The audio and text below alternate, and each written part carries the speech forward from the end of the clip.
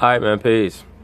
So when we left off at the end of part 2, Shaquille O'Neal was starting to detail how derelict he was in his duty as the leader of the LA Lakers during their first dynastic run in the early 2000s, which pretty much opened up the door for Kobe Bryant to take over. So anyway, they're going to talk about it. I'm going to chime in. I always had to, play myself back into it. That's just how I got down. But that was only because I knew I had you. Our fourth time in the finals. Thanks to that man right over there. If I didn't have you, I would have probably, worn my body out, just try to get ready, just try to get it back again. But it worked. As Shaquille O'Neal got older, he understood that he had to start giving Kobe Bryant more and more credit, because the fact of the matter is that he knew that his time was coming to an end in regards to having the ability to turn it on and off in the most crucial moments. He knew that he needed that young lion, Kobe Bryant, to play his part, to play his position. But he knew that he was still the top dog and that he was going to have to be the one to lead the team if they were going to be successful in the latter part of the playoffs, because Kobe Bryant at that point in 01-02 still had not learned how to utilize his teammates properly. Even though he yearned to be the leader, he did not quite realize what that vocation truly entailed in regards to taking 12 or 13 other men and compelling them to follow you because they knew that you had their best intentions at heart. That's why Phil Jackson was so important. And it always amazes me how quick so many Laker fans, especially so many Kobe fans, are to try to disregard the impact that Phil Jackson had on that team, because he was the one who was able to bring a calm aspect to a lot of the tumult that was caused by two very immature alpha males in Shaquille O'Neal and Kobe Bryant. But it worked out for us, though, because I came back and I wanted to do more, right? And I think you playing yourself in the shape of the course of the season gave me the opportunity to do more, to expand, to try different things, and push different things. And then when you got in shape, it was hard then to try to dial that back, right? Because I'm out there going 40, 45, 50, and all sorts of stuff. It feels like, okay, we got to... Yep, going 40, 45, 50 shots. Not points, shots. Okay, we got to rein me back in now. Rein me back in for what? No, I'm not getting reined back in, no. All jokes aside, I remember when Kobe Bryant went on that streak where he scored 40 points in 9 straight games. Very exciting. I also remember when one of those games they played the Houston Rockets and he baptized Yao Ming with that phenomenal baseline dunk. Oh, look at this quote right here. This is from Kobe. Shaq's childlike selfishness and jealousy. As I've stated in the past, I sympathize with Kobe Bryant because it's very clear with his hyper intellect that it must have been a vexation to have to share the locker room with a person like Shaq, who was so juvenile and sometimes even infantile. I remember watching. This is what I'm talking about when I state that Shaquille O'Neal opened up the door for Kobe Bryant to stage a proverbial coup, a proverbial overthrow, because Kobe saw mental weakness in Shaq due to his lack of discipline. Look at what he states here. Shaq's childlike selfishness and jealousy, fat and out of shape. This is his team. Act like it. In other words, Kobe Bryant was trying to set a standard for Shaq to abide by in the off-season. Kobe respected Shaq's greatness. He just wanted Shaquille to respect his own greatness by making sure that he kept himself at a high level of conditioning in the off-season so that they could hit the ground running when the regular season started. But Shaq was just a different cat. He was built different from Kobe. Watching crazy Jim Gray. Kobe said, he is not my big brother. That's the beginning of the end. That should have told Shaquille, either I'm going to have to straighten up or this kid is going to overthrow me. But I don't think that Shaq truly realized how much the owner of the Lakers favored Kobe over him. And Kobe said, why should he have to, right? Something, I was mad. I couldn't drive to practice fast enough. Now this was me at my craziest. This is what I'm thinking. You mean crazier than you were with that white chick in Colorado, brother? I doubt that. I'm going to drive to practice. We're going to fight. It's going to be awesome. May get beat to a pulp, but God, you know what? It's going to be a good one. And that's what I came to practice, completely expecting that to happen. And I think B. Shaw might have calmed everybody down. Yeah. He was waiting. Yeah. He was waiting. No, funny thing is, I saw the article the night before. Uncle Jerome usually meets me at the house so we can ride together. So he wasn't there, so I wanted to beat him anyway. So I left the house at 8. As soon as I get to the ring, he was like, I knew the fire that I lit.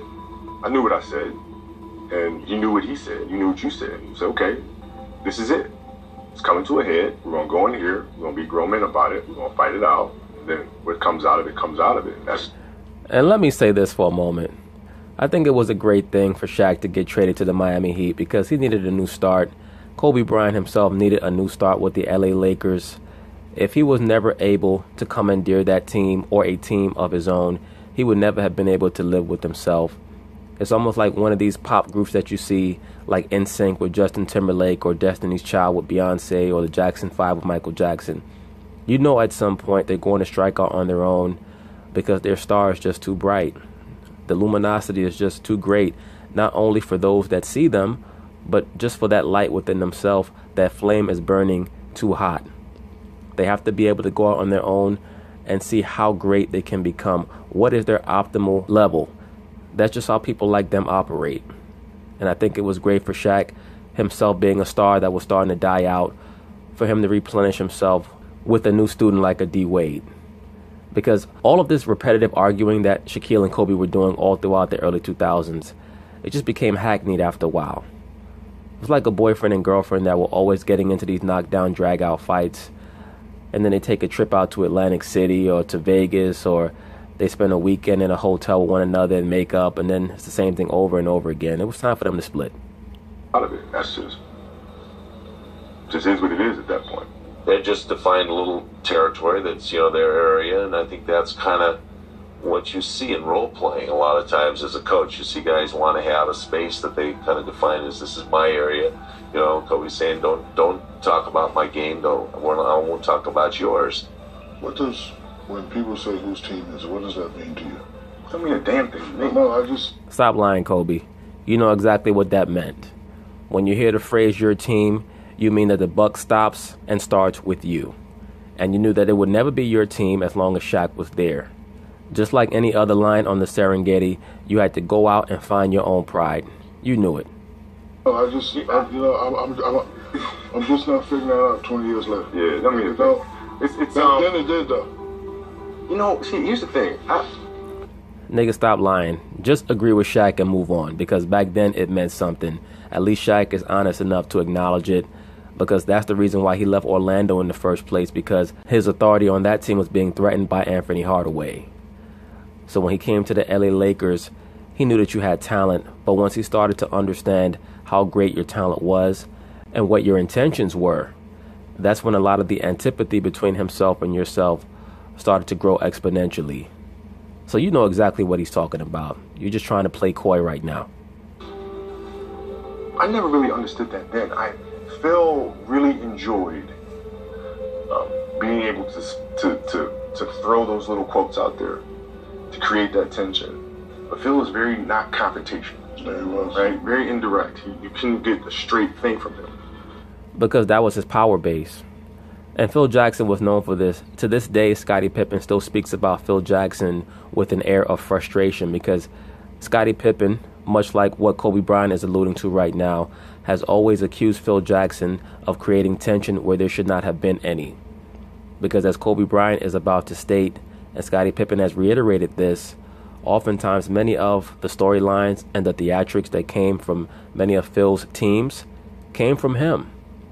Because he was always trying to destabilize certain people who he felt like needed a push, especially in the middle of an NBA regular season.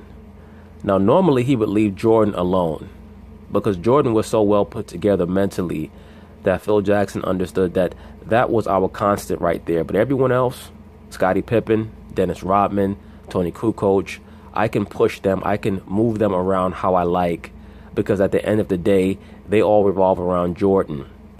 So they're not going to disrupt the apple cart too much due to my machinations, because they don't want to disappoint Jordan. And I always have Jordan in my pocket because I never go at him.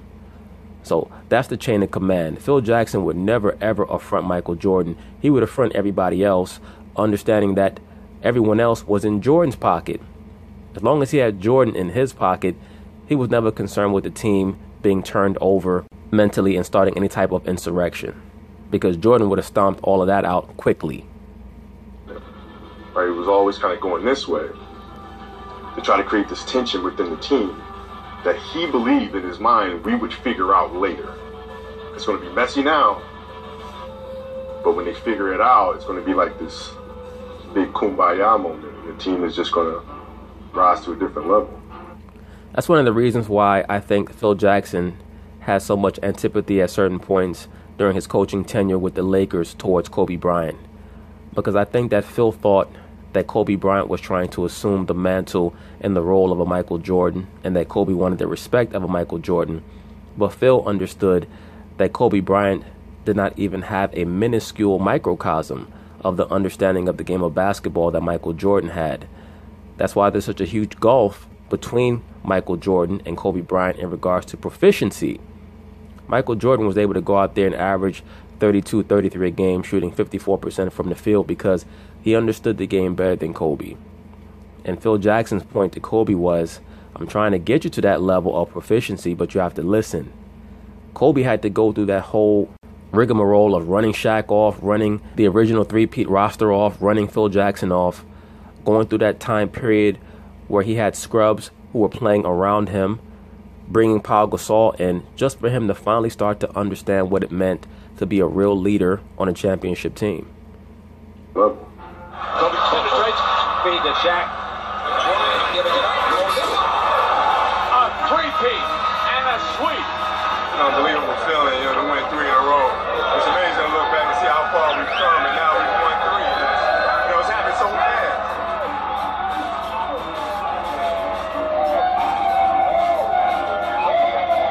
After the third one, now we can start working on 4. All the old pressures of they're not winning and that was gone. Fast forward a little bit. We become create a super team, Gary Golf, we make it back to the finals. That was not a super team. That was an attempt at a super team. And neither one of those players fit in well with the triangle offense. Finals. Between the circles, snaps the pass to Rip. He'll step up, baseline left. The Pistons. That Detroit Pistons team was an example of one of the rare high basketball IQ teams with young talent that the Lakers faced in that era, and we saw what happened. They got smoked. Smash the Lakers in 5. On the Pistons thing, that's my fault. Hey, Kobe Bryant super fans, did you guys hear that? Did you hear what Kobe Bean just stated right there? Let me rewind it back a little bit so that I can make sure that this is properly ingested and digested by Kobe Bryant's fangirls. The Pistons smash the Lakers in 5. On the Pistons thing, that's my fault. Thank you, sir. I admire you for acknowledging that. Because Stevie Wonder and Ray Charles both watched that Detroit Pistons versus LA Lakers finals series, and they both knew that it was your fault. So I'm glad that you could state unequivocally that that series loss was your fault. Good for you, sir. I'm so happy for you. And I hope that many of your fangirls also heard this, because they get so upset when I say this, that you were horrific in that series against the Detroit Pistons. You shot about 35%. Tayshaun Prince shut you down. You made terrible decision after terrible decision. And both Rip Hamilton and Chauncey Billups thoroughly outplayed you. So thank you for acknowledging that, sir. Because I didn't get us prepared to run our automatics. I didn't get Gary, I didn't get Carl, I didn't get the new guys on board enough. How are you going to get any of those players on board when you were not the brain of that team, Kobe Bryant? Really what you're saying is that you didn't listen to Phil Jackson and you didn't listen to Tex Winter. That's truly what you're acknowledging, and that's good. Because anybody who watched that series knows that what Kobe tried to do is he tried to go 1-on-5 against probably the greatest defensive team of the post-Chicago Bulls era. That 2004 Pistons team is arguably the greatest defensive team in the history of the NBA, to be quite frank with you. But certainly post-Chicago Bulls, that 04 Pistons team was the best defensive team, I would say, of the last 20 years. And Kobe Bryant foolishly tried to go 1-on-5 against them, as opposed to implementing the game plan that was stipulated to him by Phil Jackson and Tex Winter. because his basketball IQ at that time was nowhere near good enough to do what he's alleging he didn't do, which is to get Gary Payton and Karl Malone ready. All he had to do was play his part. That's all he had to do, and he refused to do that.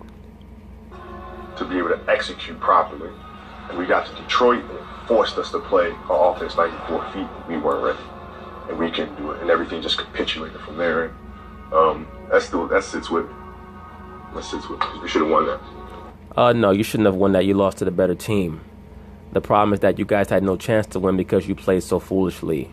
That's why I find it so amusing that you can sit back and wonder how the 90s Bulls or the 80s Lakers would have beat you. All they would have had to do is take advantage of your ego and your lust for self-aggrandizement. That was always the LA Lakers' Achilles heel in the early 2000s. That being getting Kobe Bryant to shot jack and go one-on-one against the opposing team's best wing player. Easily.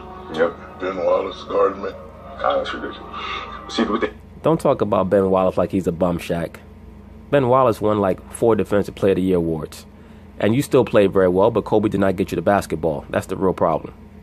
See, what they did, the whole strategy was move the pressure up. Yeah. If you move the pressure up, it takes away Shaquille as a threat. Because now they have to harbor the ball up the court with the pressure on the perimeter. So now that forces Shaq up. So now if he has to catch the ball at the top of the key for our automatics, he's not in the paint. Now it takes up all the seconds, all the time in the world to be able to trap him. Now you got to swing it. Now you're running late on clock. You got to force up a shot. And that was their whole plan. Well, Kobe Bryant, you just gave the game plan away to how to beat the early 2000s Lakers. You claimed earlier that there was no game plan or that you wanted to see how teams would have dealt with that. Well, the Detroit Pistons dealt with that very well, but the main thing that they did was they preyed on your own eagerness to be the MVP of that series. That's what they did, sir. Yeah. And I couldn't have done a better job in leading us to counter it, man. It sucks. Good job, sir. You acknowledge that the reason why the Lakers lost to the Pistons in 2004 was because it was your fault. Good for you, sir. The Detroit Pistons have just shocked the Los Angeles Lakers. That 2004 Pistons team, if they would have done what they were supposed to do, which is win back-to-back titles by defeating the San Antonio Spurs in 2005, had it not been for Rasheed Wallace not paying proper attention and leaving Robert Horry wide open, they would have won back-to-back titles. Unfortunately for them, they came up short in that endeavor. But by no means, just looking back on that series, should it have been a surprise that a team as well coached as they were, as smart as they were, with as many intelligent players as they had, should that be considered an upset that they beat those Lakers? Because once again, the early 2000s Lakers, their problem was they had a very low basketball IQ. The Pistons smash the Lakers in 5. And for the Lakers, it truly will be the end of a particular era. For Kobe Bryant, the biggest of question marks, of course, for him. If you can remember, that summer, we were playing in Hawaii. And I think I was trying to get some new money. That's right. Right? That's right. And I had a nice little game in Hawaii, and I ran by the great Jackson Jerry Buss, and I was like, pay me. So I kind of knew he was upset at that. So after the game in the finals, we lost. We had that team dinner. And he came in, and he sat by you and your lovely wife, Vanessa. He didn't say nothing to me. Of course he didn't say anything to you because he knew he was about to ship your big ass out of town. Shaq was a mega talent, but one thing that he certainly lacked was self-awareness. I give him credit, though. When he got to the Miami Heat, he gained a certain level of self-awareness because he knew that he could not allow his relationship with Dwayne Wade to become what his relationship with Kobe Bryant and Anthony Hardaway became. Because suddenly the narrative on Shaquille O'Neal totally changes and he becomes a team killer if he allows his relationship with Dwayne Wade to become as toxic as it was with Kobe Bryant or Penny Hardaway. I said to myself, Brian's on the wall. I said to myself, I'm in trouble. So 2 days later, me and little Sharif and Mimi, we at the counter, Mulholland State eating frosted flakes. And I hear Mitch come check say, we will be taking inquiries on Shaq. I just dropped the ball still like, what? So I jumped in the car and I came down here to see Mitch. The cops was already waiting for him. He ain't coming here, Shaq. He had the cops waiting for you, huh? Yeah, because he knew. Because I was coming out here to choke his ass. I was going to choke the air out of this. See, the thing about that is I didn't get any of that because we were looking for homes. Right. We were actually looking for homes in Chicago. Hey, Kobe Bryant fans, did you hear what he just stated? Kobe acknowledged, as I've been stating for a very long time, that this was another moment when he was desiring a departure from the LA Lakers. There's been such a narrative and a mythos pushed about Kobe that he's not like LeBron. Kobe never wanted to leave the purple and gold. There were at least 3 different occasions where Kobe Bryant tried to leave the Lakers. Jerry West is on record as stating after the first title in 2000 that Kobe Bryant wanted to be traded from the Lakers, and they got him to stay. And of course, in 2004, after they lost to the Pistons, he wanted to go to play for the Chicago Bulls because he wanted to continue Michael Jordan's legacy. And then in 2007, he demanded another trade because he was frustrated at the Lakers' poor play in the playoffs. Chicago, researching schools, places to live. So that was true, you were going to go to the Bulls? Yeah, there was a story in ESPN, I think it was ESPN magazine. Look at that, even Shaq is amazed. Because he has come to buy into the narrative that is oftentimes pushed by the media that Kobe was never going to leave the Lakers, all that bullshit. And they asked you a question about me and Penny. And you said that we're essentially the same. And I looked at that and I said, no, we're not. But well, let me say this very quickly. Once again, Penny Hardaway in 1996 was as good as Kobe Bryant ever was. And I'm sure I'm going to get a lot of Kobe Bean Bryant fans in my comments saying you bugging, you tripping, what are you talking about?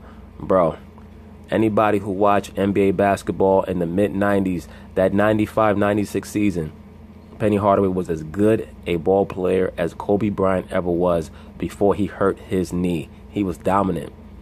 As a matter of fact, when you look at the Phoenix Suns playoff series against the LA Lakers in 2000, I believe they played in the second round when Penny Hardaway was the backcourt mate of Jason Kidd. Penny Hardaway was going toe-to-toe with Kobe Bryant in 2000, and this is after he had a series of knee problems, and he was nowhere near the player that he was in the 95-96 season. I understand why Kobe Bryant was upset, because by 2004 he was probably thinking of Penny Hardaway on the Phoenix Suns, and I believe he made his rounds with the New York Knicks. He was nowhere near that player anymore. And Kobe had ascended to being a guy who was averaging anywhere from 25 to 28 points a game in the early 2000s. But Penny Hardaway in the mid-90s was unbelievable. But I think you took that the wrong way because of all the misquotes and all the bad stuff. I probably did. And I probably used his motivation to say, listen, if this is the conversation, I don't want this conversation.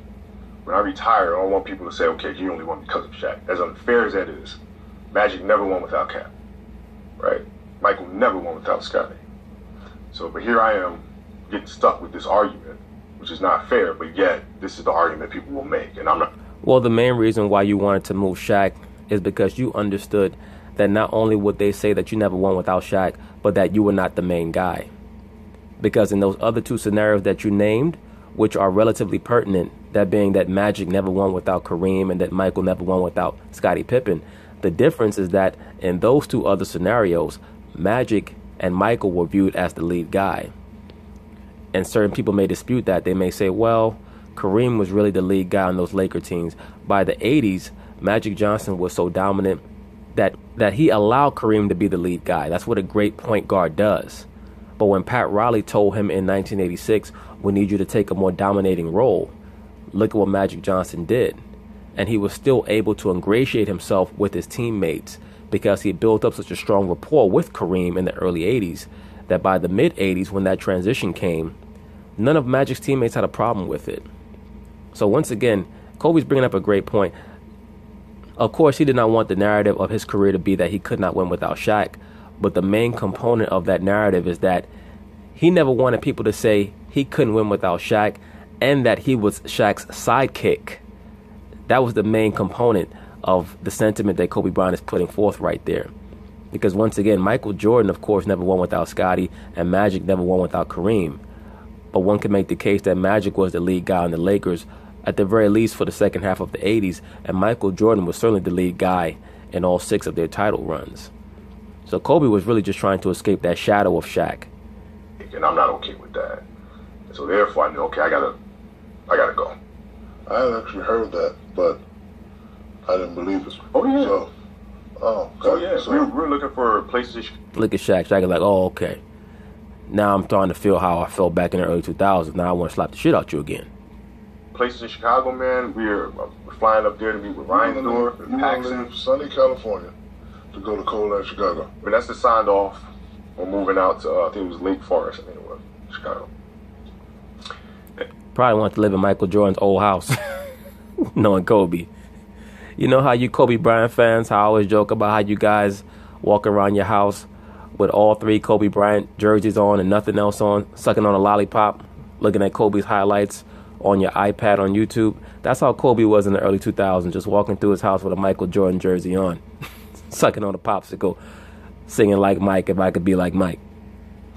And we're on vacation in Italy. I got a phone call, Rob Pelinka called. And he said, Shaq just requested a trade. I was like, well, there goes Chicago. There's no way the Lakers are going to lose me and Shaq in the same year. In other words, Kobe was ready to come back to the Lakers only after the Lakers agreed to force Shaq out. So when I state that Kobe Bryant forced Shaq out of the Lakers franchise, Kobe Bryant fans, please stop trying to go back and forth with me. Kobe is telling you that himself in an indirect way, that it was either going to be him or Shaq. And once the Lakers realized that, they said to themselves, we have to get rid of Shaq because Kobe is younger. Yeah. But you know what I love about the great Dr. Jerry Buss? He called me and said, hey, you're aging. Of course, I know you want the money, but I can't lose this guy. I'm going to start all over. It's certainly a discipline. Did you hear what Shaq just stated? He said Dr. Jerry Buss called him and told him, we know that you want the money, but you're aging. We cannot lose this guy, talking about Kobe Bean. So Shaq is stating that Jerry Buss told him that we have to make a decision between the 2 of you players. We're choosing Kobe. We're rolling with Kobe. Disappointing day in a lot of ways in Los Angeles. I mean, to say anything else, would not be telling the truth. And because I understood the business of basketball, I was upset, but I understood it. And that's why I said, you know what, I got to keep this going. That's why I like to come back for the Christmas games and to say something, you're going to say something. Yeah. And it was ultimately good for the game. Shaq's future is certain. The big shift in the balance of power in the NBA as the league's most dominant player is headed back east. And the Lakers did right by Shaq. They traded him to basically the East Coast version of Los Angeles and Miami, with an executive like a Pat Riley with Laker ties, as well as the league's new up-and-coming shooting guard in Dwayne Wade. So they did right by him. It wasn't like they sent him to Siberia. The newest member of the Miami Heat. Remember this? I'm going to bring a championship to Miami, I promise. And Shaq, with a little elbow, but never looked at him, looked right over the top of Kobe's head. Before the tip, you didn't even look at your former teammate, Kobe Bryant. Why not? Because I don't look at shit, I step over shit.